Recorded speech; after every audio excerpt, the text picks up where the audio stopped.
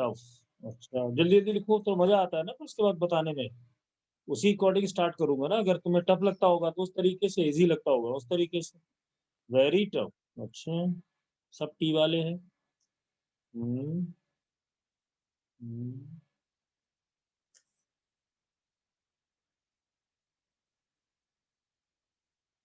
सब लोग भाई रिप्लाई करो।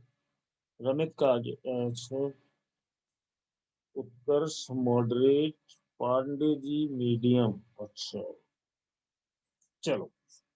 देखो इसमें क्या होता है, जब तुम इसको टॉपिक की तरह पढ़ोगे तब तो ये टफ लगेगा। इसको पहले अपने अंदर बिठाओ, है ना। चलो मैं तुम्हें एक एग्जांपल से स्टार्ट करता हूँ इसको। COM, थोड़ा बहुत तो आइडिया है ही सभी को। एक बात बताओ, यहाँ पर इतना देखना कहाँ से शुरू कर रहा हूँ। अच्छा बताना, यहाँ पे एक 10 kg का ब्लॉक है, ठीक है। Yes sir. और इसको अगर मैं यहाँ से 10 मीटर ऊपर ले जाऊं और पूछूं कि बताओ पोटेंशियल एनर्जी क्या है, तो बहुत आराम से बोलोगे MgH। बोलोगे कि नहीं? Yes sir. 1000 जूल। आसान है कि नहीं है? Yes sir. दूसरी चीज, अगर कोई भी एक बॉडी है जो यहाँ से यहाँ तक जाती है, अब से ध्यान से सुनना, ये u स्पीड है और मुझे इसका फाइनल स्पीड बताना है। तो हम लिखते हैं v² u² प्लस 2as, ऐसे लिखते हैं ना। Yes sir. S=ut भी लगाते हैं, अगर फोर्स लगाना है तो F=ma लगाते हैं। ये सब तुम पढ़ चुके हो, रिलेटिव वेलोसिटी भी निकाल देते हो। अभी तक तुमने जो पढ़ाई करी है वो एक सिंगल बॉडी की करी है ना। पर साइंस यस। धीमे, ये फिजिक्स ना धीमे धीमे आगे बढ़ेगी। अब ये चैप्टर ये कहना चाहता है कि मान लो यहाँ पर एक मास था, मैंने क्या किया, इसी ग्राउंड से M1, M2,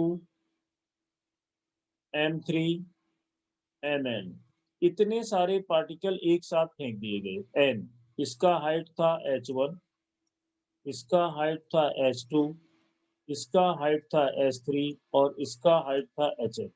अब मैंने कहा कि बताइए सिस्टम का पोटेंशियल एनर्जी कितना है। तो एक मेथड ये है कि सबका अलग अलग, मतलब अगर इसकी तुम पोटेंशियल एनर्जी निकालने जाओगे तो कैसे लिखोगे, M1G1H1, M2G H2 up to MnGHn। बोलो लिखोगे कि नहीं? Yes sir. तो ये जो पोटेंशियल एनर्जी है ये ऐसे ही आगे बढ़ती चली जाएगी धीमे धीमे। कहाँ तक जाओगे, एक सेकंड रुकना है।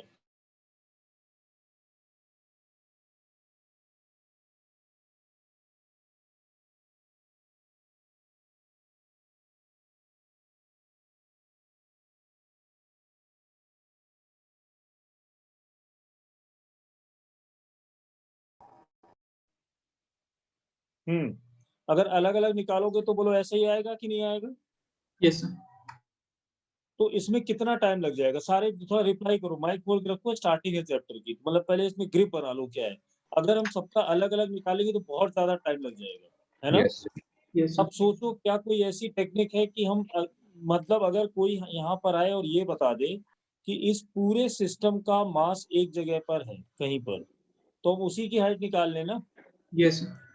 तो अब हमें यहाँ दो चीजें जानने की जरूरत है, एक तो वो जहां पर टोटल मास कॉन्सेंट्रेट करे और कितना होगा। अगर दोनों चीजें पता चल जाए कि वो पॉइंट कहाँ पर है और ग्राउंड से कितनी हाइट पर है, तो जिसमें हमें 10 स्टेप करने पड़ रहे थे उसकी जगह एक करना पड़ेगा।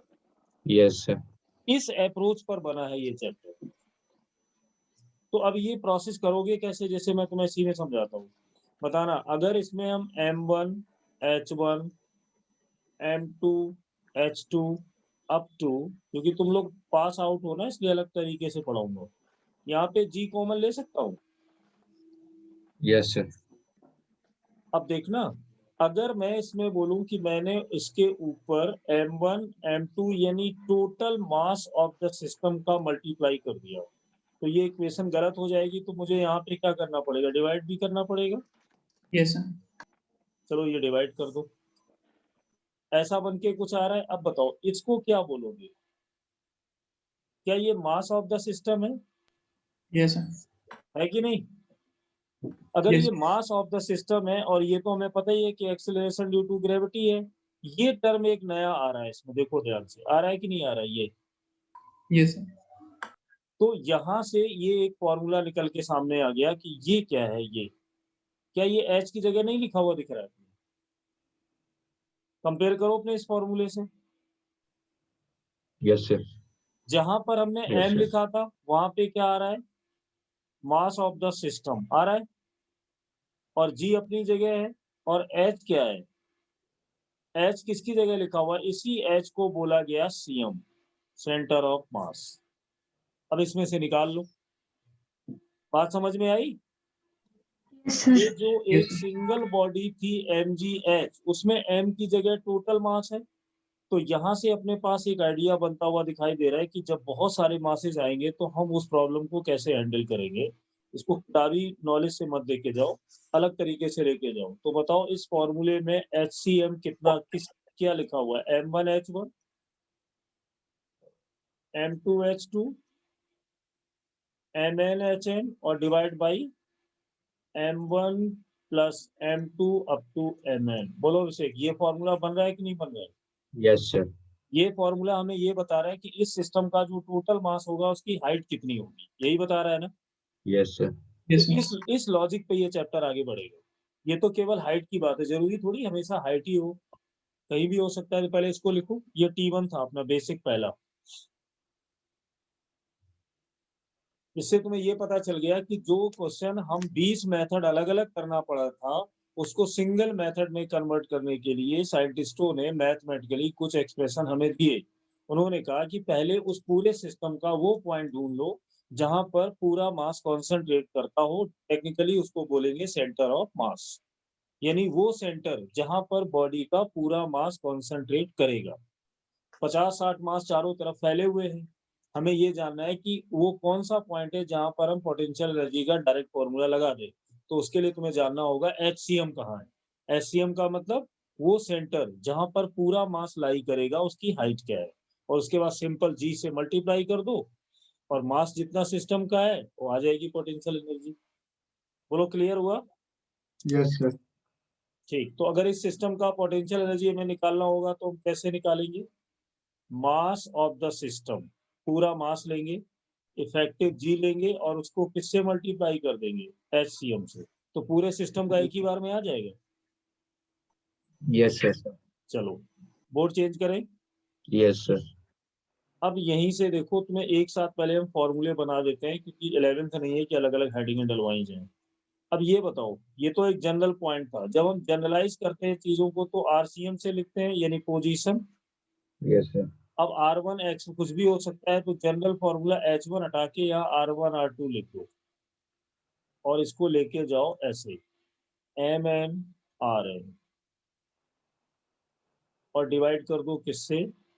M1 M2 और Mn। बोलो यही बना था अभी? Yes, sir. Yes, sir. ठीक है। अब जब कभी इसको X के डायरेक्ट में जाओगे तो अब तुम लोग अपने आप लिखते जाओ, मैं शॉर्टकट में लिखता जाऊंगा। M1 X1 पूरा तुम 2-3 तक लिख देना, Mn Xn total mass Mn। ठीक, इसी टाइप से जल्दी जल्दी कॉपी पे कर लो। YCM के लिए बना दो, ZCM के लिए बना दो, M1 Z1 M2 Z2 बना लोगे ना ये सब? Yes, sir. बनाते जाओ फटाफट। और ज्यादा बात अभी नहीं करेंगे, इसको बस सिंपल मैं क्वेश्चन पे ही ले जाऊंगा। मान लो मुझे इसी में वेलोसिटी के लिए बनाना है, तो क्या इसको एक बार डिफरेंशिएट करने से काम चल जाएगा? बिल्कुल चल जाएगा।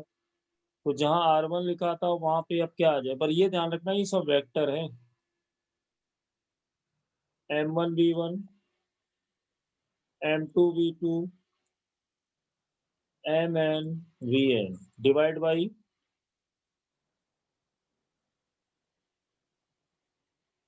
Mn। बन जाएगा ऐसे VCN। Yes, sir.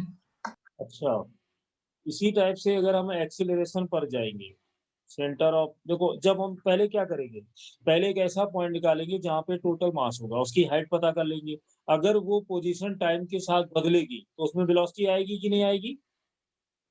Yes, रटना नहीं, अगर उसकी पोजीशन टाइम के साथ बदलेगी तो वेलोसिटी आएगी, तो उसको बोलेंगे सेंटर ऑफ मास की वेलोसिटी। अगर उसकी वेलोसिटी में चेंज होगा टाइम के साथ तो आएगा एक्सीलरेशन, है ना? Yes. तो Yes. एक्सीलरेशन के लिए हम फिर लेकिन प्रोसेस वही रहेगा। अब एक बार डिफरेंशिएट करोगे तो यहाँ पर a1 बन जाएगा और ये चलता चला जाएगा mn an divide by m1 m2 mn। आगे ये तो हो गए हमारे वो फॉर्मूले की कैसे पोजीशन, कैसे वेलोसिटी, कैसे एक्सीलरेशन। ये T2 में लिख दो।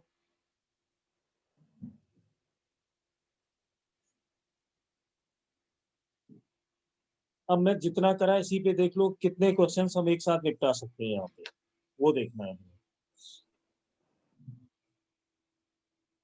हटा दूं इसको Yes, sir.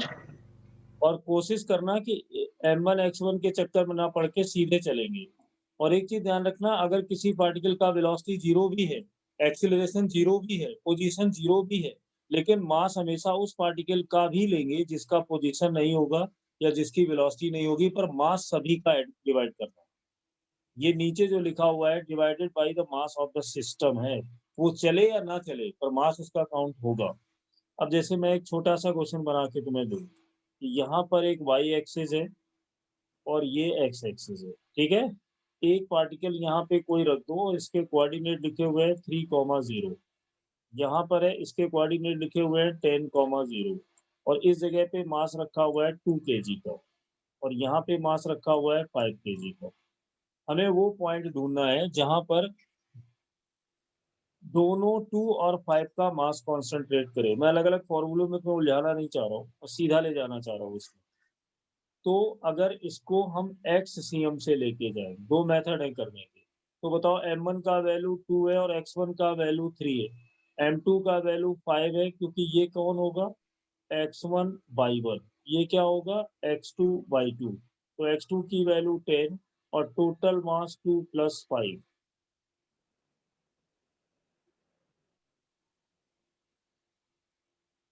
एट आएगा।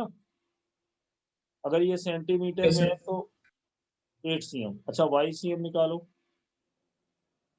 तो 2 Zero. × 0 5 × 0 मास 2 + 5 कितना आया 0। तो इसके कोऑर्डिनेट क्या है 8,0 आया कि नहीं आया? तो इस छोटे से एग्जांपल से पहले थ्योरी में ग्रिप बनाने की कोशिश करो कि ये 2 kg यहाँ रखा है तो इसका मतलब वो पॉइंट कहाँ पर होगा जहाँ पर पूरा एक मास एक दोनों का मास टैली करेगा। तो क्या हम कह सकते हैं कि x एक्सिस से 8 सेंटीमीटर दूर होगा? Yes, Yes, sir. sir. ये वो पॉइंट होगा जहां पर अगर ये पार्टिकल जाएगा तो मैं इस पॉइंट पर फोकस करूंगा, है ना? Yes, sir. अगर टाइम के साथ ऊपर जाने लग जाएगा तो ऊपर की तरफ इसकी वेलोसिटी आएगी, नीचे जाएगा तो नीचे आएगी, राइट में जाएगा, लेफ्ट में जाएगा, कहीं भी जाएगा। अब ये दो मास कन्वर्ट होके एक मास में बदल गए कि नहीं बदल गए? तो जो दो Yes, sir. मास अलग अलग रखे थे, मैं इस डायग्राम को ऐसे ट्रीट कर सकता हूँ कि यहाँ पर मेरा एक पार्टिकल रखा हुआ है इस जगह, जिसकी एक्स से कितनी डिस्टेंस है 8. और इसका टोटल मास कितना है 7 kg, है कि नहीं? तो क्या हम Yes, ये sir. कह सकते हैं कि 7 kg का मास 8 सेंटीमीटर दूर रखा है ओरिजिन से? Yes, Yes. sir. अब ये हमारा क्वेश्चन क्या, हमारा motion in one dimensional kinematics, laws of motion, work power, circular motion बन जाएगा कि नहीं बन जाएगा? Yes, sir. बस हो गया। चलो Yes, अब sir. हाँ, मतलब इस तरह की सोच लेके आगे बढ़ना है, क्वेश्चन रटो मत। ये देखो कि हमारा इसमें पर्पस क्या था, हम पढ़ते क्यों है। पर्पस ये था कि 2 4 5 कहीं एक ट्रॉली है जिसमें 2 4 कारें रखी हुई है ट्रक में, तुम इंजीनियर बन गए, अब उस ट्रक को ऊपर उठाना है, तो मैं कहाँ पर कुंडा फंसाऊं कि उठ जाए? तो हम क्या करेंगे, उस पूरी ट्रॉली का डायमीटर हमें पता होगा, उसके सेंटर से एक एक्सिस निकाल के बोलेंगे इसकी डिस्टेंस नापो डायगोनली का हाफ कितना है, और जहां जहां मास रखे हैं सबकी डिस्टेंस लेके रफली मोबाइल लिया, कैलकुलेट कर दिया और बोला ऐसा करो कि उस कॉर्नर से 3 सेंटीमीटर दूर उठा लो। कैसे जाना? उसने यही तो निकाला कि मासेस कम ज्यादा कहीं भी पड़े हो, और पूरा मास अगर बनाना है तो उसकी पोजीशन ऑफ सेंटर ऑफ मास निकालनी होगी कहीं से भी। तो ऐसी फीलिंग लेके आगे बढ़ गई है। आगे चलो। Yes, sir. Yes, तो sir. रटो नहीं, रटना नहीं है, मतलब ये चैप्टर देखना था कि कितना इजी बन जाएगा तुम्हारे लिए। रफ करो इसको। Yes, Yes. sir. Yes, अब देखो रिजल्ट कैसे दिखता है, अभी तो अपनी क्लास में देखो तुम्हें बच्चे ना कम दिखाई देंगे, 2-3-4 गायब है। अब इनका क्या हो सकता है? कुछ नहीं, कुछ तो नेतागिरी में ही बिजी रहते हैं। ना पिछले साल कुछ कर पाए, ना इस साल कुछ होगा, ना इस साल भी वही रहेगा। घूमते रहो ऐसे ही बस। और एक बार अगर 2-3 क्लास पिछड़ गए, तो मैं गारंटी देता हूँ रेजो के में तो साथ नहीं चल पाओगे। किसी और कोचिंग इंस्टीट्यूट को मैं जानता नहीं हूँ, रिवाइज बोल देते हैं रिवाइज करा देंगे, पॉसिबल ही नहीं है, इतना सारा कौन करा देगा? अब तो नोटिस भी आ रहा है खुलने का शायद, है ना? कल से न्यूज़ फैल रही है चारों तरफ, 18 जनवरी से खुलेंगे। पढ़ी है तुम लोगों ने? Yes, sir. पढ़ी थी। हाँ, 18 से। चलो देखते हैं, मिलेंगे वहीं पर कोटा में ही। देखो, ये है वाई एक्सिस, पहले नोटिस आ जाए कुछ। ये वाई और ये है एक्स। अब इसमें थोड़ा चेंज करो। मान लो एक मास यहाँ पे रखा हुआ है कोई इस जगह पे, वो है 10 kg का। ठीक, अब मैं फैला फैला के दे रहा हूँ। यहाँ पे 2 पॉइंट मैंने लिया है, मास लिया 5 kg। एक मास मैंने यहाँ पे डाल दिया और इस मास को ले लो 5 kg। मान लो इसके कोऑर्डिनेट दिए है कि जहां पे ये रखा गया वो 4 थी, यहाँ पे जहां रखा है वो मान लो 6,0 और यहाँ पे रखा है 4 और 3। अब ये 3 मासेस तुम्हें अलग अलग दिखाई दे रहे हैं ना, 5 kg, 5 kg, 10 kg। अपना पर्पस क्या है? मुझे वो पॉइंट ढूंढना है जहां पे तीनों मास को मैं एक मास बना के रख दूं। क्यों? Yes, sir. तो अपना पर्पस एकदम क्लियर है। इसमें क्या करना है, स्टार्ट करोगे इसको जल्दी से भी कर सकते हो और टाइम भी। देखो जल्दी करना हो तो क्या तरीका होगा बताओ? क्या इसका अगर मैं पोजीशन वेक्टर पूछूं तो 4i cap plus 3j cap होगा, और इसका अगर मैं पोजीशन वेक्टर पूछूं तो माइनस का 6i प्लस का 0j होगा, और इसका Yes, sir. अगर पूछा जाए R3 तो 4i cap plus 3j cap होगा। तो -3 होगा ना सर यहाँ पर कहाँ पे? 5 kg में 3 ये वाला, वाला। हाँ हाँ बिल्कुल सही बोल रहे हो, नीचे बनाया तो माइनस तो लिखना ही पड़ेगा। एक गलती से फिर दूसरी भी होने जा रही थी, 4i माइनस 3j, क्योंकि फोर्थ क्वाड्रेंट में तो नेगेटिव करना ही पड़ेगा ना। चलो अब इसको डायरेक्ट निकाल सकते हैं क्या? RCN। देखो टाइम बचा। M1 की वैल्यू बताओ कितनी है? 10 kg। 10। इसका कोऑर्डिनेट कितना है?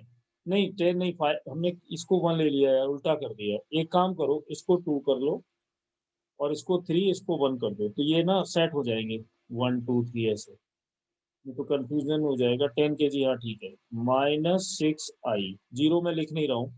M2 की वैल्यू है 5, R2 की वैल्यू है 4i कैप और 3j कैप, प्लस M3 की वैल्यू 5 kg है ना।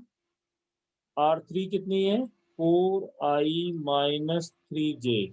मास सभी का लेना है, 10 प्लस 5 प्लस 5। चलो करो सॉल्व। माइनस का 60i कैप प्लस का 20i कैप प्लस का 15j कैप प्लस का 20i कैप माइनस का 15j कैप। तो देखो क्या आ रहा है इसमें, j से j तो कैंसिल हो गए, डिवाइड बाई कितना होगा? 20 ना। हाँ ठीक है, तो ये कितने बचेंगे? -20। Yes, sir. Yes, sir. पक्का? Yes, sir. -20 Yes, sir. आई कैप। ये आ गया कि नहीं आ गया? सर डिवाइड बाय 20 भी होगा। हाँ, डिवाइड बाई By 20 भी 20. हो। तो ये तो सिर्फ -i कैप आ गया, यानी 1 Yes. सेंटीमीटर होगा लेफ्ट में। Yes. और YCM कितना आएगा इसका? 0. 0. बोलो डायरेक्ट सॉल्व कर लिया। अब बताओ इस डायग्राम को, अब मुझे ना सिंगल डायग्राम में कन्वर्ट करना है। तो ये तीनों मास, इन तीनों को ऐड करो, कितना है? 20। Yes, sir. तो इसका मतलब हुआ कि 20 kg का मास यहाँ पर रखा हुआ है, जो यहाँ से -1 पर है। अगर कोऑर्डिनेट मीटर में है तो ये मीटर आएगा, अगर सेंटीमीटर है तो ये सेंटीमीटर में आएगा। तो ये तीनों मास जो अलग अलग फैले हुए थे वो यहाँ रखे हुए, पता चल गया? Yes, sir. तो ये पर्पज है इसमें। y और x पे ही मैंने क्यों रखा, क्योंकि YCM 0 था।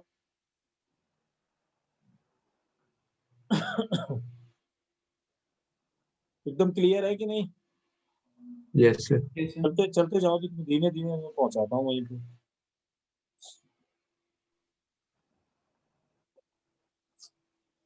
कुछ चीजें अपने सीट से अच्छी दिखती हैं ऑर्डर में। सर्कुलर मोशन सीट में बहुत गजब का बना हुआ है, बहुत रिसर्च लगी है। सेंटर ऑफ मास के फ्लो में थोड़ा सा अलग है, तो मैं उसको अलग तरीके से शुरू करूंगा। हटा दूं उसको?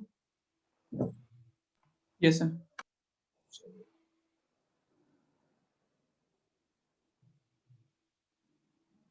चलो क्वेश्चन नंबर 3। अब देखो थोड़ा अलग टाइप से। मान लो मैं फिर एक क्वाड्रेंट बनाता हूँ ऐसे, और यहाँ पर एक मास ले लो, पोजीशन मान लेता हूँ उसकी 1, और मास की वैल्यू है 1 kg इस जगह। और ये मास इस डायरेक्शन में, मैं अगर ये बोलूँ कि 3 मीटर पर सेकंड से जा रहा है, ठीक। और यहाँ पर एक मास है 2 kg, ये ऊपर की तरफ मोशन कर रहा है 6 मीटर पर सेकंड से, ठीक। ये है सेकंड पोजीशन, ये। अब मुझे ये बताना है कि सेंटर ऑफ मास जो होगा उसकी वेलोसिटी क्या होगी। अब सुनना मेरी बात, सबसे पहले इसको क्वेश्चन की तरह मत लो, थ्योरी में समझो। इसका मतलब ये है कि पहले दोनों मास को मिला के मैं पोजीशन पता करूं। क्यों? सुनना Yes, sir. मेरी, Yes, sir. जब इनकी पोजीशन आ जाएगी, फिर वो जो पोजीशन आएगी वो टाइम के साथ अगर बदलेगी तो वेलोसिटी आएगी। Yes, sir. तो इसमें अब हमें अगर इसकी पोजीशन निकालनी है तो हम क्या करेंगे, m1 r1 m2 r2 m1 plus m2 करेंगे ना। Yes, sir. रियलिटी में ये करेंगे। फिर उसको एक बार डिफरेंशिएट करेंगे तो वेलोसिटी मिलेगी। Yes, sir. जो, सुनना मेरी बात, जो तुम आरसीएम निकालोगे वो ये निकालोगे कि दोनों मासेस की पोजीशन कहाँ है, वो तुम्हें आरसीएम बताएगा। अब यहाँ स्पीड दी गई है, दोनों अलग अलग चल रहे हैं, मैं दोनों को अलग अलग नहीं बल्कि सिंगल चलाना चाहता हूँ। तो हम क्या करेंगे, उस पोजीशन को बिल्कुल काइनेमेटिक्स की तरह ट्रीट करेंगे कि दोनों मास जब एक मास बन जाएंगे, सिंपल इक्वेशन लगा देंगे। और उसके लिए फॉर्मूला हम पहले से ही बना चुके हैं। क्या बना चुके हैं? m1 b1 m2 जब डिफरेंशिएट करते हैं तभी तो ये आता है। क्यों? अब बताओ, m1 का मास 1 kg, b1 कितना है, आदत डाल लो वेक्टर में लिखने की 3i कैप, m2 कितना 2 kg, कितना 6j कैप, डिवाइड करो 1 + 2 यानी 3 kg, तो ये आ गए 3i cap 12j cap divide by 3 यानी i cap plus 4j cap. बोलो ये VCM आया। Yes, sir. Yes, sir. इससे हमें पता चल गया कि सेंटर ऑफ मास का वेलोसिटी एक्स एक्सिस के अलोंग कितना होगा, 1 मीटर पर सेकेंड। सेंटर ऑफ मास का वेलोसिटी वाई एक्सिस के अलोंग कितना होगा, 4 meter per मीटर second. पर सेकेंड। रिजल्टेंट वेलोसिटी पूछा जाए तो √17. √17 आएगा। आ गया। और अगर इसका एंगल भी पूछा जाए तो Tan inverse 4. 4 theta equal tan inverse 4। बोलो ये जो अलग अलग सिस्टम चल रहा था, इसका मतलब हमें पता चल गया ना पूरा सिस्टम कैसे जा रहा होगा। Yes, sir. तो तुम्हारे दिमाग Yes, में आ sir. गया कि मैं इसकी दोनों मास का पोजीशन भी बता सकता हूँ और वेलोसिटी भी बता सकता हूँ। बता सकते हो कि नहीं? Yes, Yes, sir. sir. चलो अब आ जाओ क्वेश्चन नंबर 4 पे। तो देखो पोजीशन से वेलोसिटी पे एंटर कर गए। मेथड याद रखना जैसे मैंने समझाया हुआ है। और चलूँ आगे। Yes, sir. अच्छा एक मिनट, तुमसे मैं थोड़ा काम करवा लेता हूँ। अगर मैं यहाँ पर इतना कर दूँ, बोलो ये नया बन जाएगा। Yes, sir. Yes, sir. क्या चेंज होगा? Acceleration. A1 A2 और कुछ चेंज होगा? No, sir. No, sir. बोलो ये चेंज होगा। ACX ACY और ACM समझ गए? तो अगर एक्सीलरेशन दे देंगे तो कौन सा नया हो जाएगा, बात तो वही रहेगी। Yes, sir. एकदम पकड़ में आया? Yes, sir. चलो अगले पे आ जाओ। अनमोल समझ पा रहे हो क्या हो रहा है? ये एकदम अच्छे से आ रहा है ना पकड़ में? थक गया क्या? अच्छा है।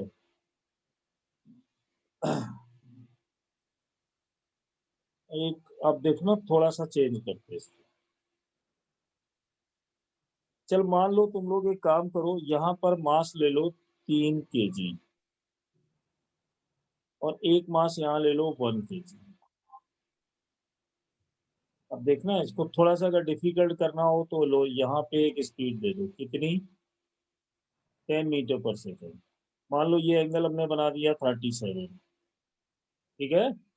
और इसका यहाँ पे एंगल ले लिया 37 और इसकी वेलोसिटी कर दी 30 मीटर पर सेकेंड, ऐसे।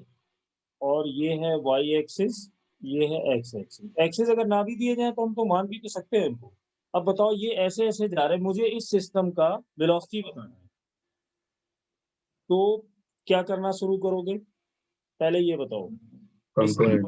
एक कंपोनेंट यहाँ होगा 10 cos 37 रट गया है 4/5 8 मीटर पर सेकेंड। Yes sir. यहाँ पे कितना होगा?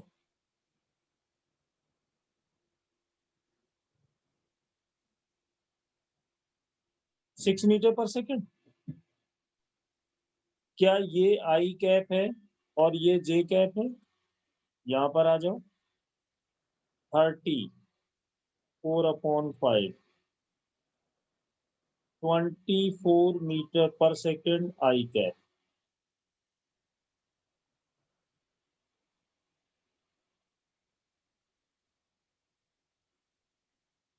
-18 जे कैप। बोलो आया?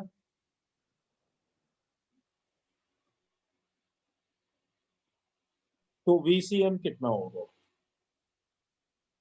M1 की वैल्यू 3 kg। V1 कितना होगा? क्या मैं डायरेक्ट लिख दूं 8I प्लस का 6J yes sir. Plus VM2 1 kg into 24I cap minus 18 18 J divide by 3 + 1 4। निकाल दो यस। आंसर। 12 मीटर पर सेकंड आई कैप। आई कैप जे कैप किसमें आ रहा है? आई कैप में।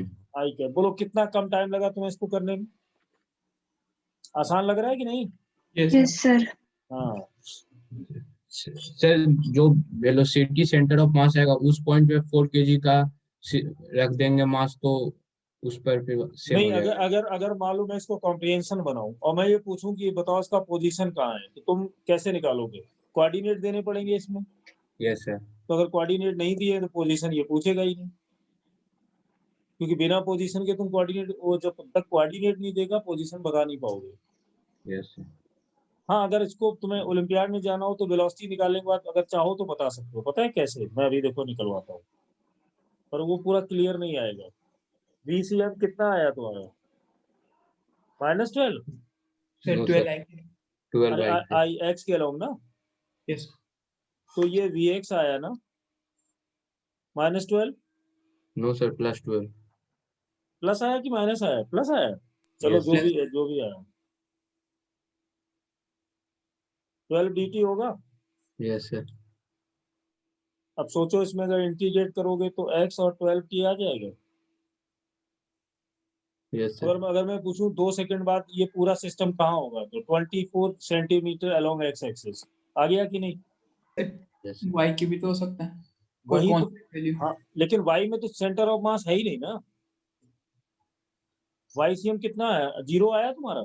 लेकिन वो तो डिफरेंशिएशन करने के बाद है, कांस्टेंट का डिफरेंशिएशन 0 होता है। हाँ, तभी अभी मैं क्या बोल रहा था तुमसे कि यहाँ से देखो कितने सारे क्वेश्चन छिपे हुए हैं। जब तक कोऑर्डिनेट नहीं होगा तुम पूरी बात बता ही नहीं पाओगे, यस सर। तो यहाँ से रुक जाओगे। अच्छा बताओ, इसी प्रॉब्लम को तुम लोग जल्दी से होमवर्क में डाल दो। मैं इसको क्या कर रहा हूँ देखो, क्या कर दिया मैंने इसको। वैल्यू तो सेम रहेगा सर। हाँ हाँ सेम रहेगा, मैं तो सिर्फ प्रैक्टिस करवा रहा हूँ। स्क्वायर स्क्वायर स्क्वायर और स्क्वायर। समझ गए ना? अब ये आंसर जो तुम्हारा VCM लिखा है ये किसका हो गया? Yes sir. मतलब गिफ्ट मिल रहा है ना साथ में।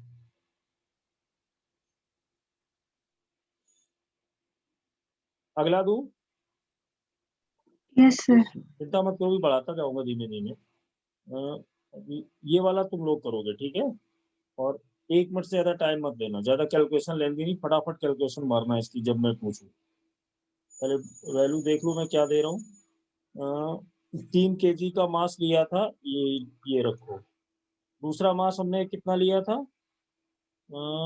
1 kg था क्या? Yes sir. 1 ले लो। इस बार वैल्यू थोड़ी चेंज कर रहा हूँ। 10 मीटर पर सेकेंड, एंगल कितना था? बताओ इसमें 37। हमने क्या किया तुम्हारे लिए? सिर्फ डायग्राम चेंज कर दिया। ये कितना है? 37, 1 kg। बोलो कर पाओगे? निकालो VCM फटाफट। अब ये 2 मास ऐसे रखते हैं, जरूरी नहीं कि कोऑर्डिनेट तुम्हें दिया जाए, हो सकता है कोऑर्डिनेट ना दिया हो। ये तो मैंने समझाने के लिए ले रखा है, Y और X। निकालो।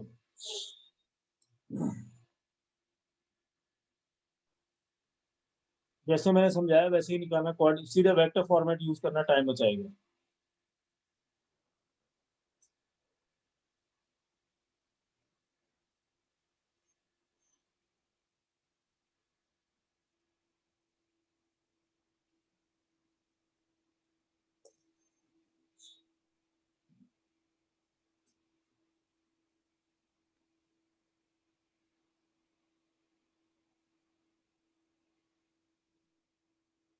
इसी का भी आंसर है, बताना तुरंत। 9 जेके। हाँ, 9 जेके मीटर पर सेकेंड। फिर से चेक कर।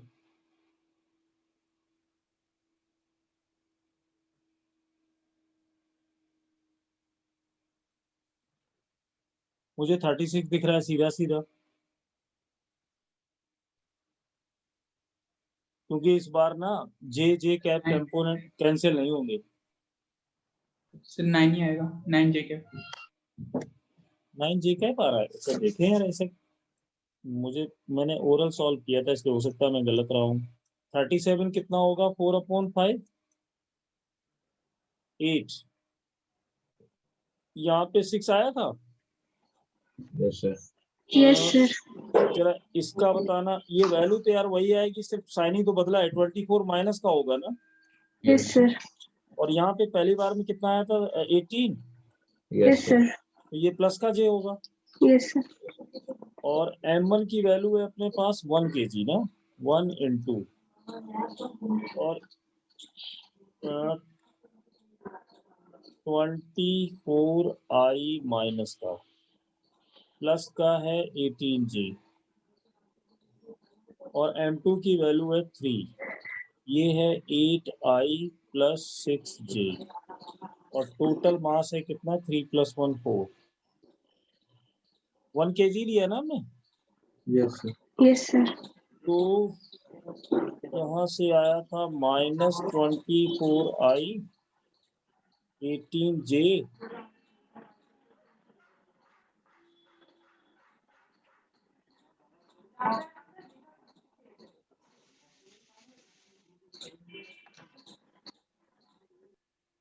हाँ सही करो, 9 आ रहा है यार, ठीक है, 9 ही आएगा।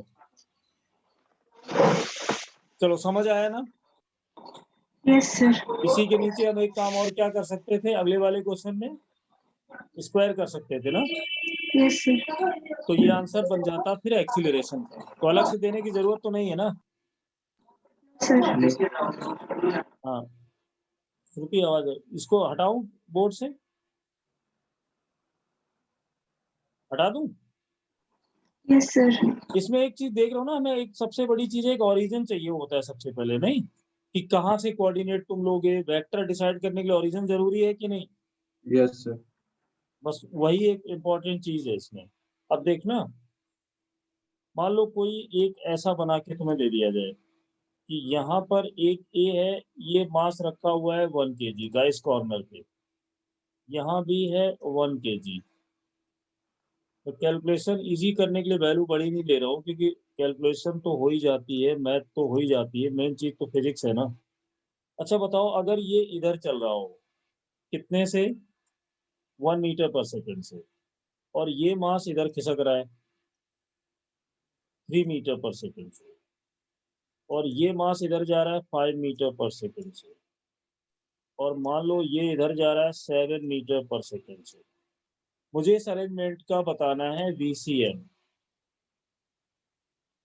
करो जरा। अब देखना ये टफ क्वेश्चन है, तुम बड़े आराम से करोगे, बस मेरा ऑर्डर याद रखना। जैसे मैंने समझाया उसी टाइप से चलना।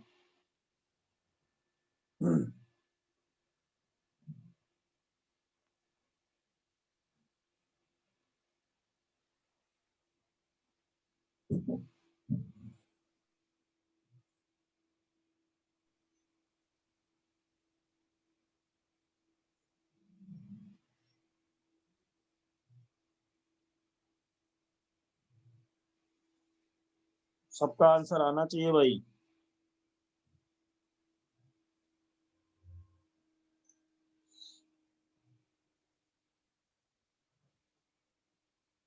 Yes sir. कितना आया? -IK + JK। वेरी गुड, दिख रहा है दूर से, बिल्कुल सही है। और किसका आया ये? Yes sir. कोई ऐसा है जिसको बताने की जरूरत पड़ी हो? यहाँ पे बताओ, M1 V1 करोगे तो M1 तो सभी का सेम है, तो इसको क्यों ना हम ऐसा करें कि 1/4 नीचे पहले ही लिखते हैं, क्यों? Yes sir. क्योंकि जब इनको ऐड करोगे ना 1 + 1 + 1 + 1 4 आएगा। अब बताओ ये कितना है? I कैप प्लस का, क्या ये माइनस का 3J कैप है? ये कितना यस है? माइनस का 5I कैप। ये कितना है? प्लस का 7J यस कैप। सर। बस सॉल्व हो गया। +7। कितनी देर लगी इसको करने में? अब यहाँ पे देख 1/4 लिखा होगा। I माइनस का कितना आया? 4I कैप, और ये आए होंगे प्लस के 4J कैप। क्या कुछ गलत हो गया क्या मेरे से? No sir. अच्छा ठीक है, तो -I + J आया है, यस सर। जो हो गया। कैसा लगा? सिंपल। कुछ नहीं है। अच्छा बोलो, इसी में अब हम क्या कर ले? मैं करवा नहीं रहा हूँ, बस याद दिला रहा हूँ। एक्सीलरेशन में बदल सकता है। Yes sir. पोजीशन में। हाँ, कोई बात नहीं। क्वेश्चन नंबर कौन सा था ये? और 6। 6। एक और लिखो जरा, इसको हटा देता हूँ। कोई लिख तो नहीं रहा था?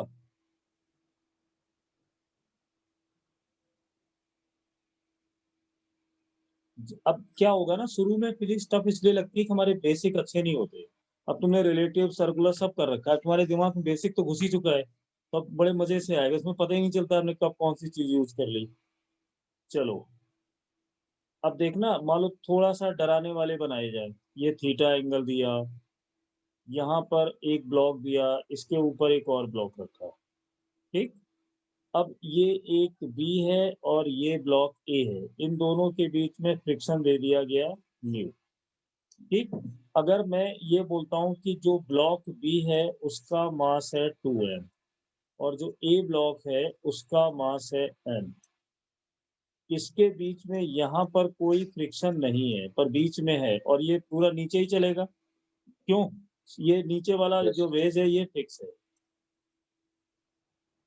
तो जरा इस पूरे अरेंजमेंट का ACM बताना, acceleration of centre of mass.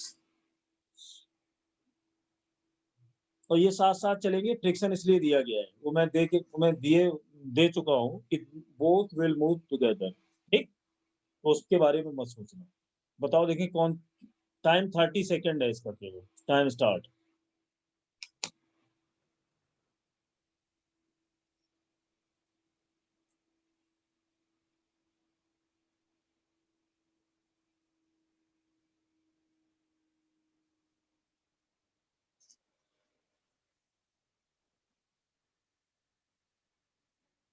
Answer बोलो, टाइम खत्म। जी sin थीटा। देखो, ACM पे जाओगे तो पहले का मास कितना है? मान लो A का ले रहा हूँ, m, एक्सीलरेशन मास पर डिपेंड नहीं करता, मानते हो ना? Plus 2 Yes, sir. m g sin theta. पहले ये बताओ एक्सीलरेशन मास पे डिपेंड करता है क्या? पूरे सिस्टम का अगर एक्सीलरेशन निकालोगे तो कितना आएगा? G sine theta. Yes, Yes. sir. ये तो याद है, भूले तो नहीं हो? No, sir. तो A1 ये हो गया, A2 ये हो गया, टोटल मास कितना है? 3 है। 3m।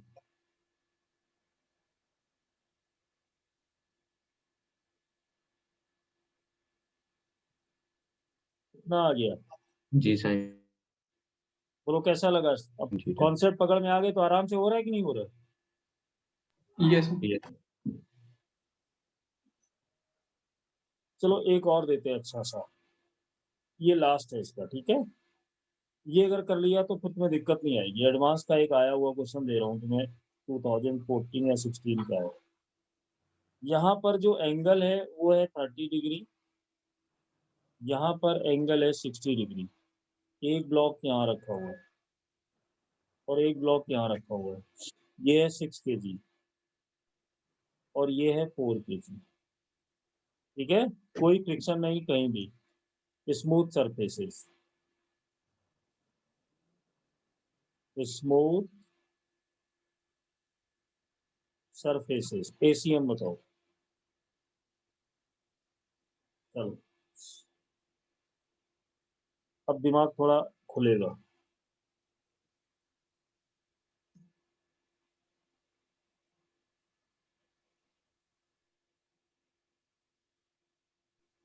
ACM बताना है भाई।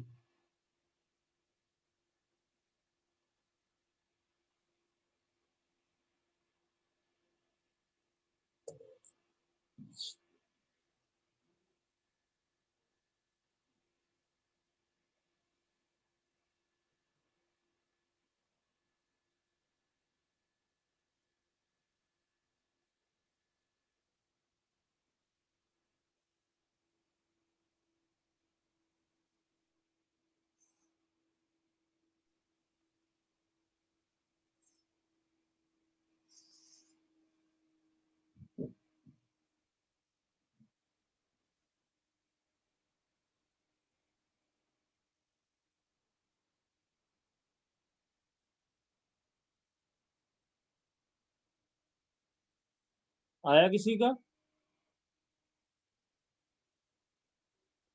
एग्जैक्ट वैल्यू नहीं आ रहा है सर। नहीं आ रहा? फंस गए हर बार? No, sir. 8 + 30√3/10। हम्म, 8 + 30√3/10। और किसी का? श्रुति, इसमें एक साक्षी दिख रही है, एक साक्षी गायब है क्या आज? दोनों साक्षी हैं आज? हम्म,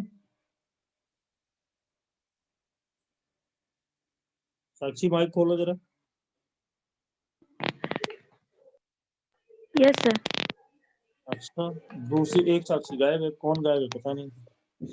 चलो मैं बताता हूँ करके, देखो ये x एक्सिस है और ये y एक्सिस है। अगर हम इसको ऐसे बनाए तो कौन रोक सकता है? रोक सकता है कोई? मैंने वेक्टर में ही तुम्हें बताया था कि ये एंगल कितना होना चाहिए, 90। मैं कैसे भी बना सकता हूँ, बना सकता हूँ कि नहीं? Yes sir. तो मैंने ये ओरिजिन लिया और ये देखो, मान लो ये मेरा y एक्सिस है और ये मेरा x एक्सिस है। बोलो कौन रोक सकता है? इनके बीच में एंगल कितना होना चाहिए? 90। 90। अब समझ गए होगे मैं क्या करूंगा इसमें, समझ गए ना? बताओ Yes. इस डायरेक्शन में एक्सीलरेशन कितना होगा? मास पे तो डिपेंड करेगा नहीं। जी साइन G sin 30. जी साइन 30 का मतलब 5, यस सर। तो मीटर पर सेकेंड स्क्वायर। तो मुझे ये बताओ क्या ये 5 i है? Yes, sir. और इस वाले साइड का जो एक्सीलरेशन होगा वो 6 नहीं, 6 क्यों आएगा? G sign 60। तो क्या ये 5√3 आएगा? Yes Yes, sir. sir. नहीं, अरे मैंने इसको जे कैप लिखना चाहिए था, वाई लिया है। ये कोई फर्क नहीं पड़ता। ये दोनों वैल्यू आ गई कि नहीं आ गई? Yes, yes sir. Sir. A1 आ गया और ये A2 आ गया। ACM बताओ। M1 अगर मैंने 1 इसको लिया है तो 4 यहाँ पर आएगा। A1 का वैल्यू कितना होगा 5J प्लस M2 होगा 6, A2 का वैल्यू कितना है 5√3I और डिवाइड बाई 10। चलो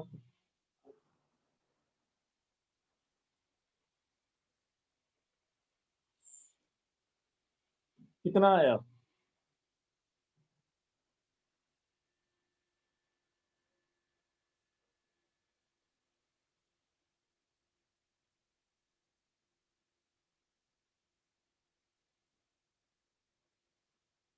ऐसा कुछ आया होगा, क्यों? Yes, sir. अब बताओ, अब तुम्हें सेंटर ऑफ मास का मोशन समझ आया कि नहीं आया? यस तो इस पूरे अरेंजमेंट का पूरा मास नीचे की तरफ जा रहा होगा और ये ऐसे निकल के आ जाएगा। आ गया कि नहीं? Yes, sir. हाँ? हटा दूं इसको? यस नोट कर लो, काफी अच्छा प्रॉब्लम था ये, अक्सर बच्चे इसको डाउट पूछते हैं इसका। ये एक्सरसाइज थर्ड में तुम्हें मिलेगा कि किसी साल आया, मुझे ईयर एग्जैक्टली याद नहीं है, बट आया हुआ है। उसमें पता है क्या किया था?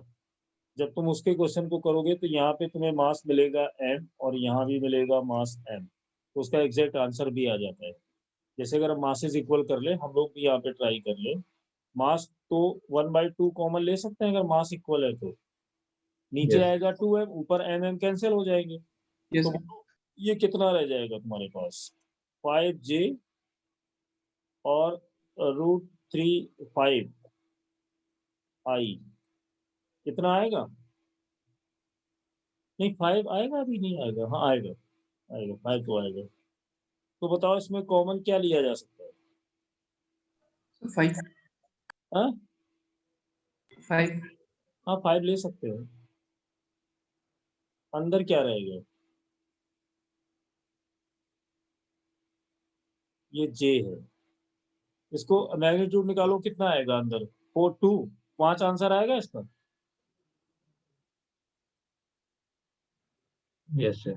यस 5. अगर इसका अंदर मैग्नीट्यूड निकालोगे 1² √3², तो ये 2 2 कैंसिल, 5. कितना आंसर आएगा 5 मीटर पर सेकेंड स्क्वायर। तो वो जो क्वेश्चन प्रीवियस में मिलेगा उसका आंसर 5 होगा,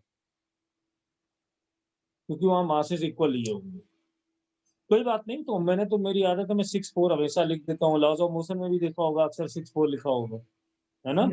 यस चलो अब तुम्हें मेंस का एक प्रीवियस ईयर का कराते हैं, देखो वो कितनी जल्दी से होगा।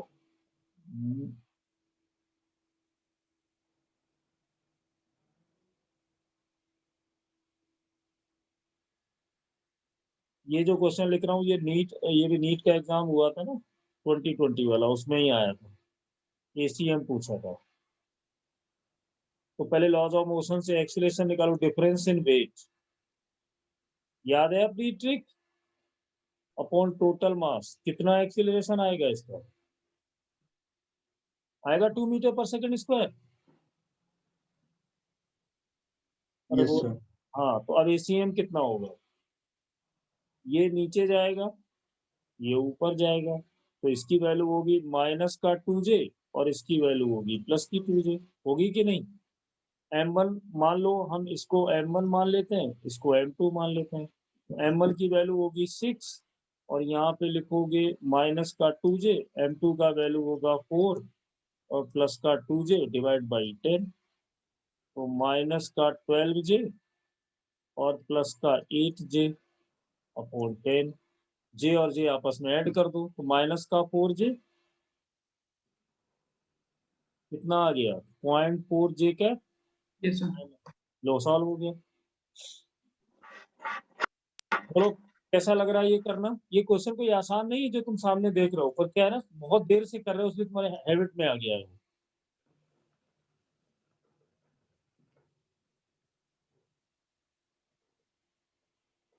यस बताओ, ये मोशन का क्वेश्चन, यानी मोमेंटम से पहले, अभी मैंने मोमेंटम की बात नहीं करी है ना, मोमेंटम बताया ना कंजर्वेशन बताया, मोशन समझ में आ गया ना, पोजीशन और मोशन निकाल सकते हो। यस काइनेमेटिक्स में क्या पढ़ते थे? डिस्प्लेसमेंट कैसे निकालोगे, स्पीड कैसे निकालोगे, एक्सीलरेशन कैसे निकालोगे, वेलोसिटी कैसे निकालोगे, वो सब आ गया ना। तो कुछ नया नहीं होने वाला इस चैप्टर में, बस एक ही नई चीज आई कि पूरे सिस्टम को कैसे हैंडल करोगे, और कुछ भी नया नहीं था। तो ये टॉपिक हमारा डन, T1 खत्म। अब लिखो T2। ये T1 था सेंटर ऑफ मास का। आ जाओ T2। और T2 में लिखना कंसेप्चुअल डिस्कशन। थोड़ी सी कुछ बात करनी है इसमें। हटाओ इसको। Yes, sir. अब पहले ये बताओ, सेंटर ऑफ मास में कुछ ऐसा लगने लगा कि ये भी कोई आसान चैप्टर है, कुछ नहीं होने वाला है इसमें, मजा ही आएगा, है ना। यस बस इसको अप्लाई करना आना चाहिए। अब देखना इसमें क्या होगा कि जैसे मान लो मैं तुम्हें एक ऐसा बना के दूं, एक स्क्वायर बनाया और यहाँ पे मास रखा 1 kg, इसको रखा 2 kg, 3 kg, 4 kg, और ये एक स्क्वायर है जिसकी साइड है 1 मीटर, और कुछ नहीं दिया। मैंने कहा कि पहले ये बताओ इस पूरे सिस्टम का मास कहाँ पर कॉन्सेंट्रेट करेगा।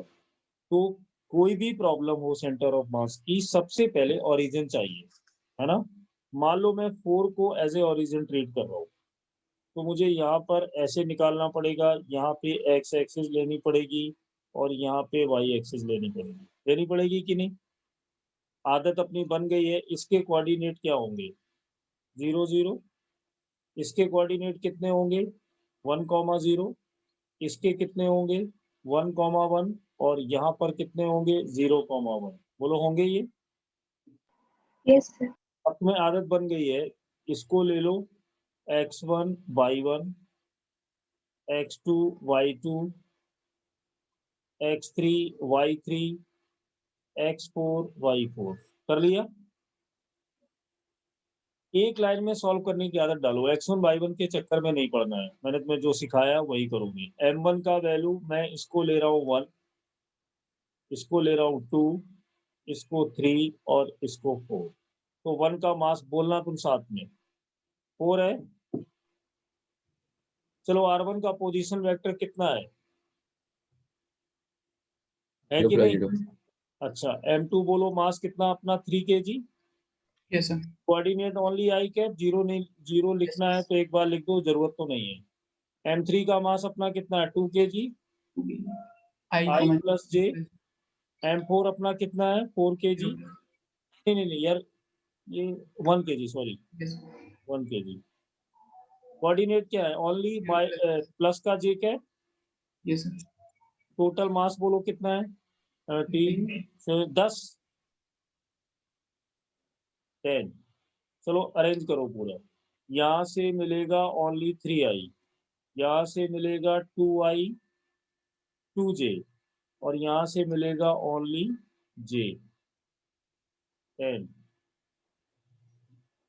तो आई जे में थोड़ा ध्यान रखना, मेरा लिखने में थोड़ा स्लिप हो जाता है कभी कभी कि आई एक ही है ना। यस सर हम्म, आई नहीं, वाई 2 के बार प्लस 3 पाँच j आई, 5 आई, 5 आई। आई वाई के प्लस 3 j कितना आया, 0.5i 0.3j। देखो टाइम बच रहा है हमारा कि नहीं बच रहा यस सर है। Yes, HCM कितना आया, 0.5। YCM कितना आया, 0.3। सॉल्व हुआ कि नहीं एक लाइन में। यस सर yes, तो तरीका हमेशा याद रखो, वेक्टर पे जाना, तो वेक्टर से आसान हो जाता है। अब इसमें करेंगे कुछ डिस्कशन, पहले लिख लो तो। इसका एक तरीका ये भी है कि कुछ लोग क्या करेंगे, एक्सीएम अलग निकालेंगे, फिर वाईसीएम अलग निकालेंगे, फिर कोऑर्डिनेट बनाएंगे, और उसमें टाइम लगेगा। वेक्टर से साथ जाओगे तो आसान हो जाएगा।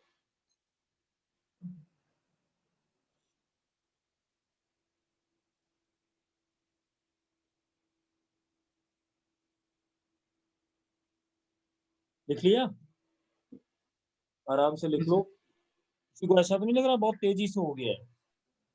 no सुबह sir. से हमने किया ही क्या, एक फॉर्मूला लिखा है M1 R1, बस चले जा रहे थे जनाब। अब सुनो इसका अब नीचे लिखो डिस्कशन। क्या क्या इससे सीखोगे वो देखो। ये ऊपर का जो डायग्राम था मैंने वो हटा दिया।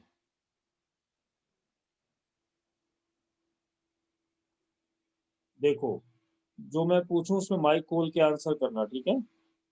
अच्छा एक बात बताओ, यहाँ पे तुम्हारा मास कितना हमने लिया था, 1 kg? Yes sir. और यस सर।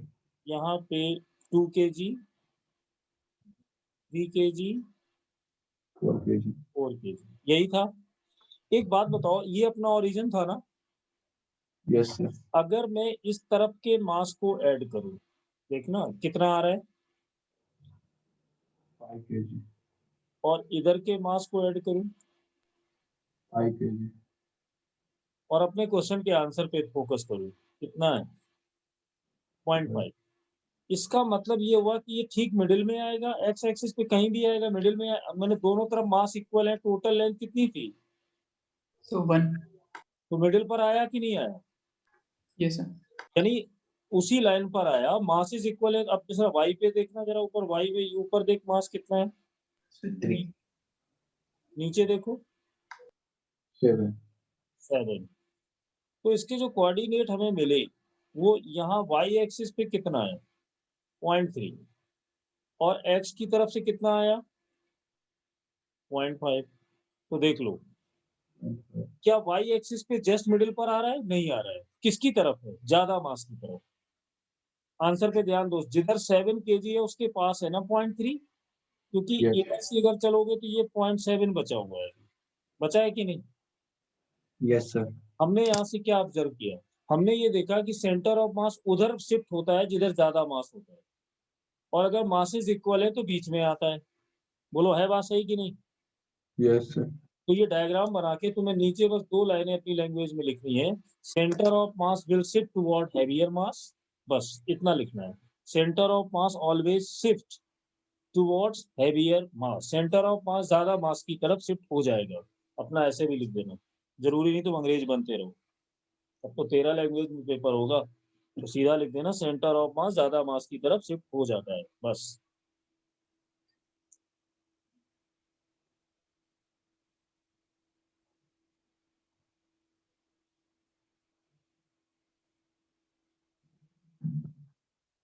पकड़ में आया कुछ? Yes sir. हाँ,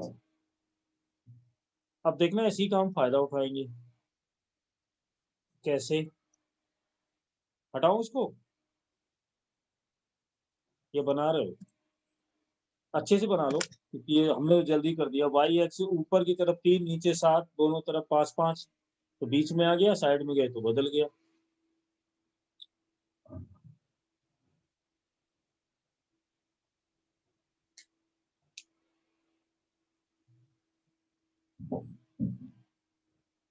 चले आगे।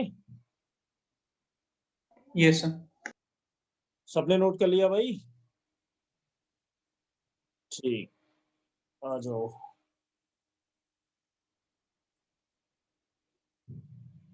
लो, अब इसमें देखना, जैसे मान लो मैंने इसमें तुम लोगों से एक सिंपल क्वेश्चन पूछा कि मुझे ये बताओ इसका सेंटर ऑफ मास कहाँ होगा, ये रिंग है। अब जो पीछे पढ़ के आया उसी का फंडा लगाओ। इसका पूरा मास सरकमफ्रेंस पर है अगर ये रिंग है तो। Yes sir. क्यों? तो कहीं भी जाओगे सेंटर से मास को इक्वल ही पाओगे, क्यों? Yes sir. तो इसका सेंटर ऑफ मास बिना डाउट के हम क्या बोलेंगे, कहाँ होगा? सेंटर पर होगा कि नहीं? अगर कोई दूसरी यस सर। बॉडी है, मान लो वो डिस्क है, कोई भी सिमेट्रिकल बॉडी अगर है, तो उसका मास का डिस्ट्रीब्यूशन अगर यूनिफॉर्म है तो इसका भी सेंटर ऑफ मास कहाँ होगा? सेंटर। सेंटर। हॉलो स्फीयर हो या सॉलिड स्फीयर हो, इन सबका कहाँ मिलेगा जाके? सेंटर। सेंटर। अगर स्क्वायर बनाए तो सेंट्रोइड पर, ट्रायंगल बनाए तो सेंट्रोइड पर, यानी ऐसी जगह जहां पे टोटल मास का डिस्ट्रीब्यूशन सेम। अब इसी पे देखो, एक मैं क्वेश्चन बना के देता हूँ, धीमे धीमे फिर आगे बढ़ेंगे। अच्छा, इससे एक चीज और सीखी जाती है, क्या सेंटर ऑफ मास वहां हो सकता है जहां पर कोई मास ना हो? Yes sir. Yes sir. Centre of mass में lie at point where there is no mass, answer होगा यस यस, क्योंकि ये देखो रिंग के अंदर है। अच्छा अब देखना, अब मैंने तुम्हें एक क्वेश्चन पूछा, ये ऐसे,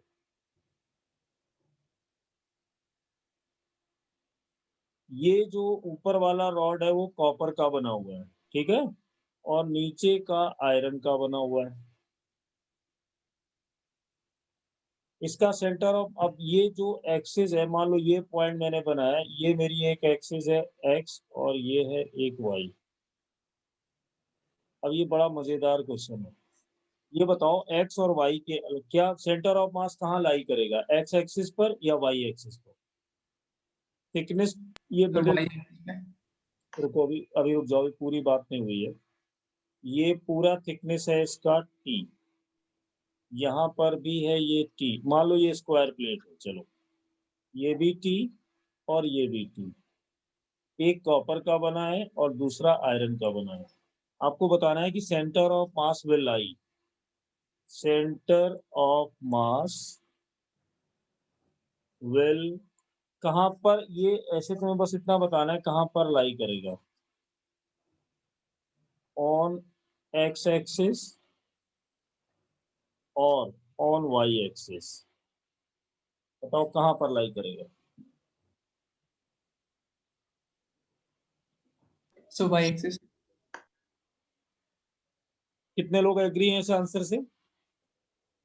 अब तुम्हारे दिमाग में कॉन्सेप्ट का कीड़ा बैठ गया है तो बहुत जल्दी आंसर मारोगे फट से। पता है क्या क्या सोचोगे कि जब मैं एक्स पर जाऊंगा तो ऊपर का जो ये मास है, इसका जो मास होगा वो डिपेंड करेगा density of the copper into volume, क्यों? और जो नीचे का मास है उसका मास, यानी ये कॉपर का है और ये आयरन का है, ये डिपेंड करेगा density of iron into volume. दोनों का नो डाउट वॉल्यूम सेम है ना, पर क्या दोनों का डेंसिटी इक्वल होगा? No sir. नहीं, इसका मतलब दोनों का मासेस अलग अलग है। तो मैं ये मान सकता हूँ कि इसका मास m1 है और इसका मास m2 है। तो क्या एक्स एक्सिस के दोनों तरफ मासेस इक्वल हैं? yes sir अगर एक्स एक्सिस के इक्वल बात करें तो ये मास जो एक्स एक्सिस तुम्हारी आ रही है उसमें एक मास यहाँ पर है m1 और एक मास यहाँ पर है m2। बात समझ गए? अगर मैं डायग्राम को और छोटा करूं तो ये क्या ये दोनों मासेस आपस में इक्वल हैं? no ये आपस में इक्वल नहीं है। जब ये इक्वल नहीं है तो क्या सेंटर ऑफ मास यहाँ पे लाई करेगा मिडिल पे? देखो सेंटर ऑफ मास होता हमेशा लाइन ऑफ ज्वाइनिंग पर है, तो लाइन ऑफ ज्वाइनिंग कहाँ होगी? Y axis. अब बताओ, हमने इसको ज्यादा कॉम्प्लिकेटेड नहीं करना है, एक्स के ऊपर और एक्स के नीचे दोनों मासेस इक्वल नहीं है, तो क्या एक्स के अबाउट अगर हम सेंटर ऑफ मास की बात करें तो क्या एक्स एक्सिस पे इक्वल होगा या नहीं होगा?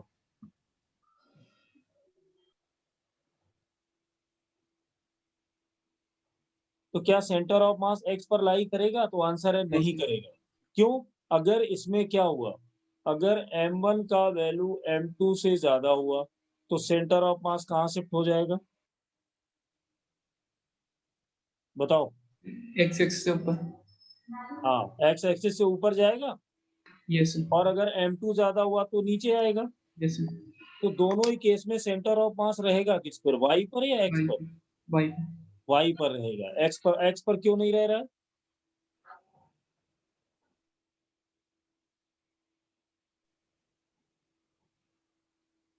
सेम मास नहीं है इसलिए। सेम मास नहीं है। और अगर तुम इसको, मैं रुको एक तरीके से और समझाता हूँ, इसमें अभी मजा नहीं आया।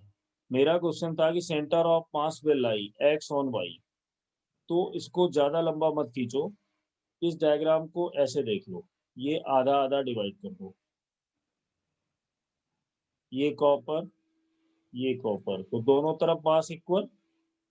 Yes sir. yes sir ये आयरन, दोनों तरफ मास इक्वल, yes sir तो सेंटर ऑफ मास इस पे लाई करेगा। लेकिन जब हम इस पर आए तो ऊपर वाला मास अलग, नीचे वाला मास अलग, तो या तो ऊपर जाएगा या नीचे जाएगा, रहेगा वहीं पर ही। अब समझ गए? yes sir अच्छा, अगर ये यूनिफॉर्म लेमिना होता तो कोई ओरिजिन पे डिस्ट्रीब्यूशन नहीं। अब ये y है और ये x है, अब कहाँ होगा? ओरिजिन हैं? ओरिजिन ओरिजिन पर होगा, तो ये L1 पर भी होगा और L2 पर भी होगा, yes sir चाहे इधर से निकाल लो। तो ये थ्योरी समझ आई कि भी कुछ रह गया दिमाग में? Yes sir. अब तुम्हें यहीं से एक मिनट कुछ लिखाता हूँ। अब लिखना जरा मैथमेटिकल एनालिसिस इसी चीज का, ये तो थ्योरी वाला पार्ट। ये बहुत आसान था। कॉपर दोनों तरफ मास इक्वल थे, तो इसको एक बार मैं फिर बताना चाहूँ। दोनों तरफ मास इक्वल है तो सेंटर ऑफ मास यहाँ होगा कॉपर का। क्यों? क्योंकि सीयू दोनों तरफ है, होगा कि नहीं? यस और सर। यहाँ पर आयरन आयरन है तो आयरन का सेंटर ऑफ मास यहाँ होगा कि नहीं होगा? यस बीच सर। मिडिल पर। यही रीजन था कि वाई पे सेंटर ऑफ मास तुम्हें मिला। पर जब एक्स में चले तो सीयू अलग है, तो या तो ऊपर खिसक जाएगा या नीचे खिसक जाएगा। पर एक्स पे तो नहीं आएगा, एक्स पूरी तरह से खाली रहेगा। अब देखना, फिर से लिखो वही फॉर्मूला जो मैंने तुम्हें स्टार्टिंग में बताया था, R1 M1 M2।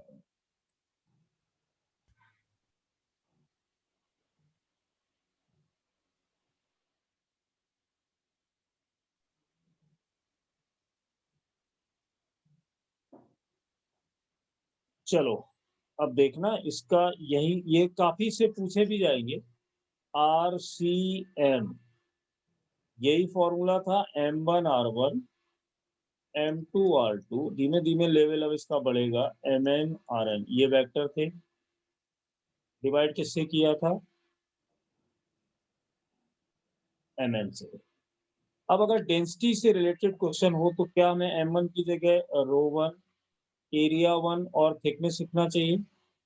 बताओ। यस ये वॉल्यूम को रिप्रेजेंट कर रहा है कि नहीं? Yes sir. और अब इसी टाइप से यहाँ पे एक चीज और रहेगी अभी।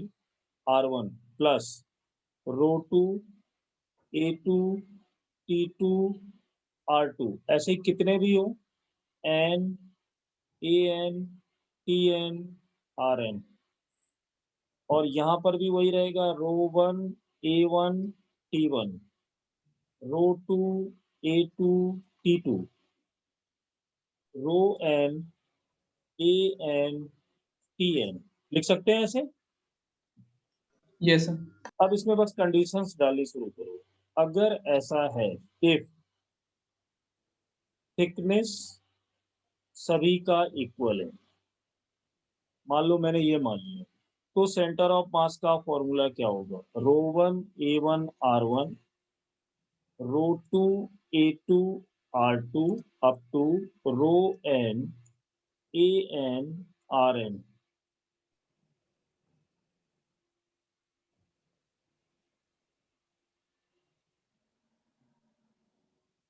ये पॉइंट समझ आया? तो क्वेश्चन करने से पहले जरूर पढ़ोगे कि दोनों का मटेरियल सेम है कि नहीं, और दोनों का थिकनेस सेम है कि नहीं। अब यस इसमें सर। देखिए आगे वाला स्टेप में क्या हो रहा है।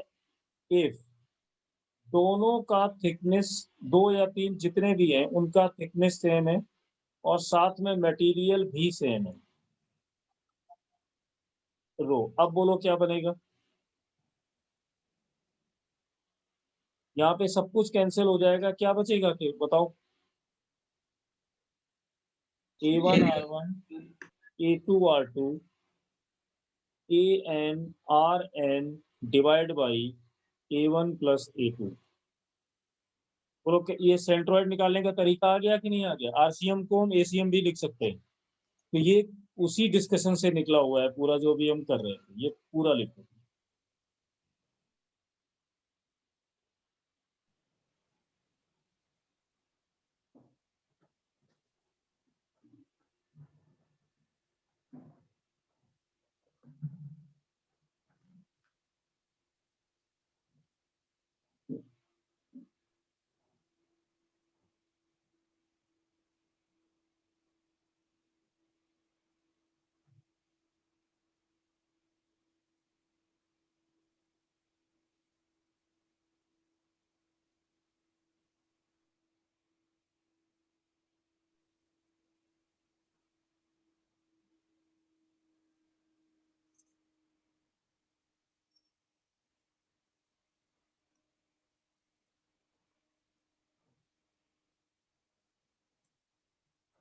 समझ में आ गया कि नहीं?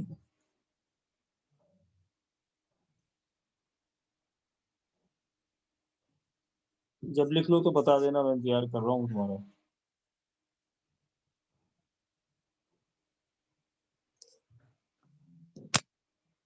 Yes sir. सबको लिख लेने दो।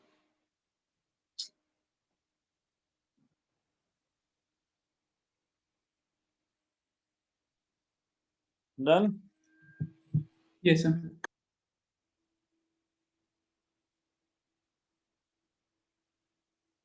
चलो अब देखो इससे फायदा क्या होगा कि जब भी कोई क्वेश्चन प्लेट व्लेट से आते हैं तो मैं करके तुम्हें कल बताऊंगा। आज तुम्हें बहुत फेमस क्वेश्चन बता देता हूँ पहले, जो बहुत ज्यादा पॉपुलर है। सबसे पहले जैसे मान लो मेरे पास एक ये मैं डिस्क या स्फीयर ले लूं। चलो अभी एक डिस्क है और इसका रेडियस है कैपिटल ए, ठीक, और इसका टोटल मास है एम। यहाँ पर एक ऐसे डिस्क और काटा जाता है, इसका मोमेंट ऑफ इनर्शिया में बहुत बड़ा रोल रहता है।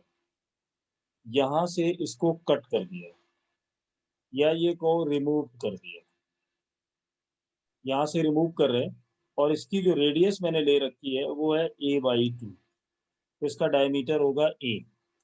तो अब मुझे बताना है सेंटर ऑफ मास, एक minute, COM, centre of mass of remaining body.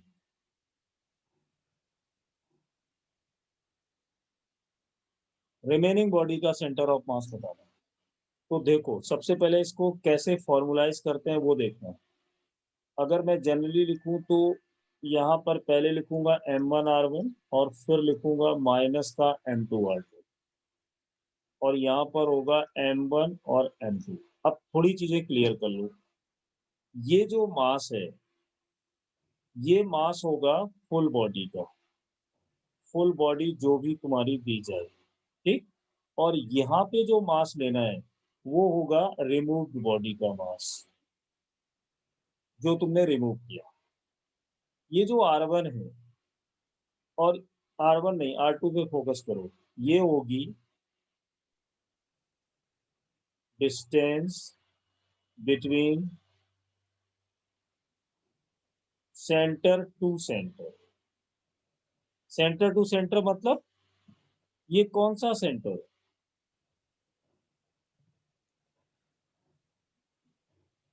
Previous, जो पहले का।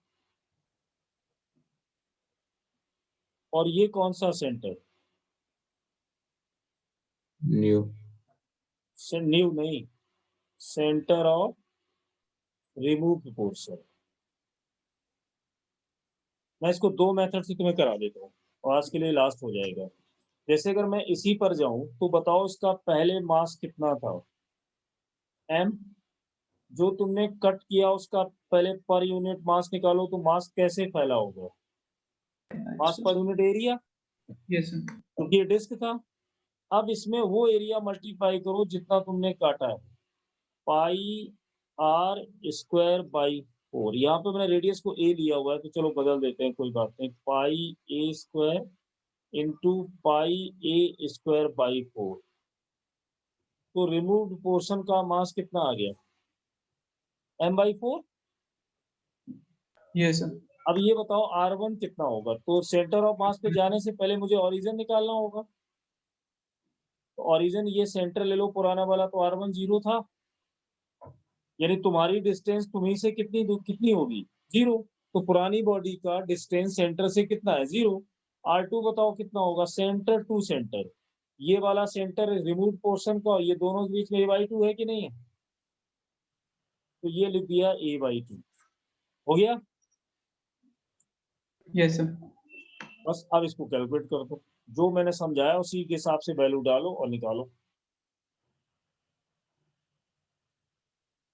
तो जो रिमेनिंग बॉडी का सेंटर ऑफ मास आएगा, m1 कितना पुरानी बॉडी का मास? 0। m2 कितना है? m/4। R2 कितना है? a/2। दो a/2 हो गया। टोटल मास लिखना है, माइनस करना है, ये ध्यान रखना रिमूविंग में माइनस आएगा, माइनस m/4। क्या ये माइनस a/6 आ रहा है?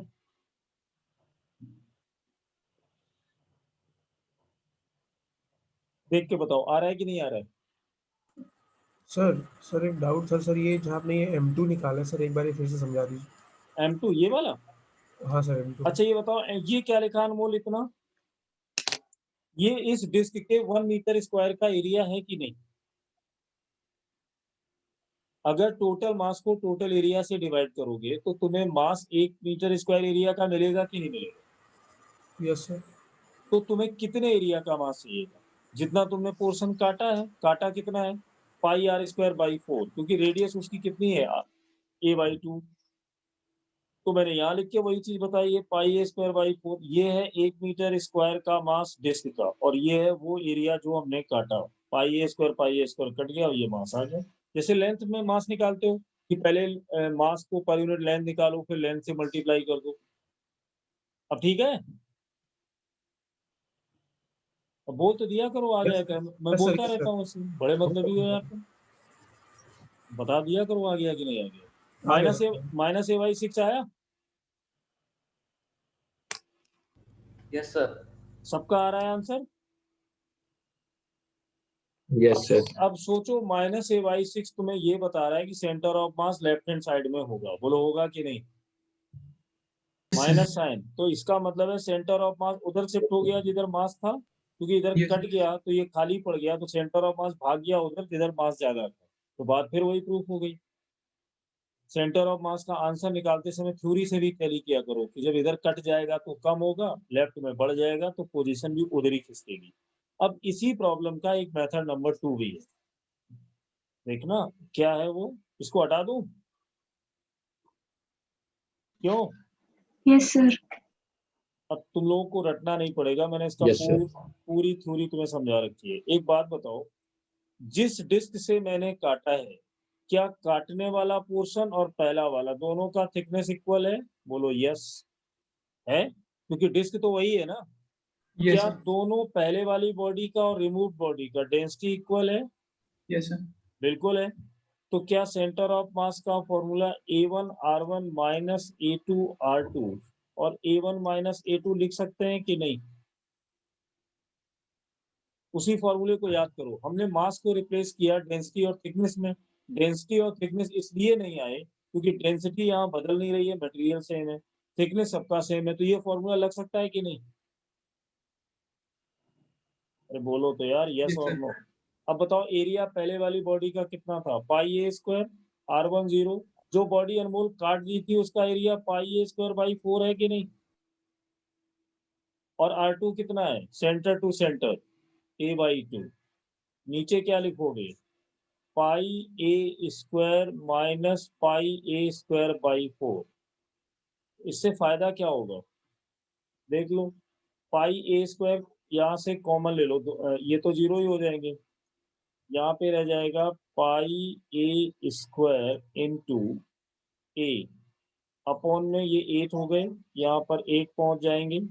इसमें से पाई ए स्क्वायर कॉमन ले लेना, यहाँ बचेगा 1 माइनस 1/4। तो ये होगा 4 माइनस 1 अपॉन 4।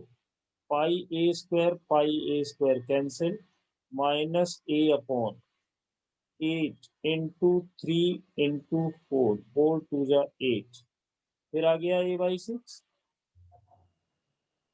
तो इस मेथड में क्या फायदा हुआ? हमें मास नहीं निकालना पड़ा। तो ये मेथड आया कहाँ से हो तुमने देख लिया, लेकिन ये मेथड लगता कभी है जब सेम मटेरियल हो, क्योंकि डेंसिटी बदल जाएगी तो ये फॉर्मूला A1R1 नहीं होगा, A1ρ1R1 होगा। और अगर थिकनेस भी बदलेगी तो A1ρ1T1R1 होगा। पर डिस्क सेम थी इसलिए हमने कर दिया।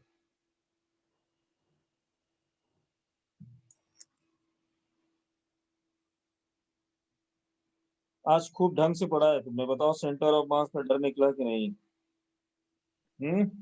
Yes sir. बहुत डर रहे थे सेंटर ऑफ, टफ नहीं है इसमें, जितना पढ़ लिया उतना इजी हो गया, बस ठीक है। अब यहाँ पे बाद में मैं भूल जाता हूँ, अभी भागना मत, होमवर्क लिखना। और एक काम करना, कोई भी एक बच्चा होमवर्क को ग्रुप पे डाल देना।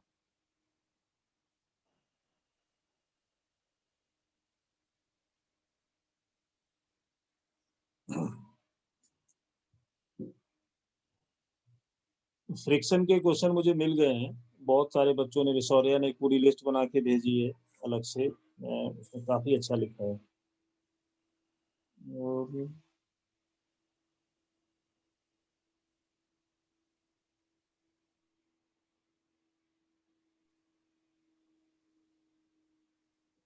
कौन सा खुल गया है?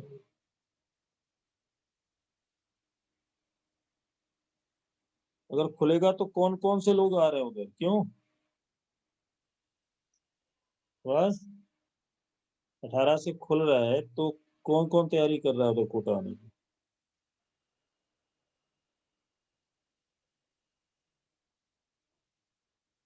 है किसी में दम? अच्छा, आ जाओगे, क्या बात है। सेंटर ऑफ मास, हाँ सर। बस खुल गया सीट, तो बाद में मेरा दिमाग। हाँ,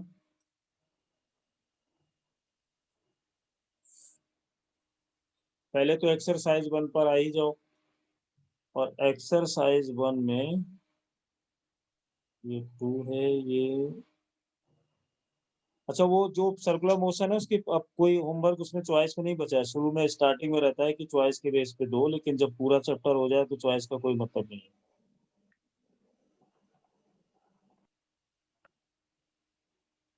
हाँ चलो, पहला है कैलकुलेशन ऑफ सेंटर ऑफ मास, है ना, सेक्शन ए। इसमें लिखते जाना A1, A2 अभी नहीं, A3, motion of centre of मास। इसमें जो बी का B1 से स्टार्ट करोगे और B7 तक पूरा जाओगे, बीच में कोई चॉइस नहीं है।